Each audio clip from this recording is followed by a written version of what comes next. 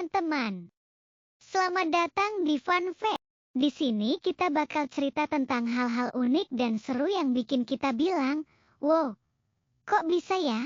Pernah nggak sih lagi ngobrol serius, tiba-tiba, hik, cegukan muncul tanpa diundang. Cegukan ternyata terjadi karena diafragma, otot yang membantu kita bernapas, tiba-tiba berkontraksi. Nah, kontraksi mendadak ini bikin pita suara kita menutup cepat. Hasilnya muncul suara khas. Penyebabnya bisa macam-macam.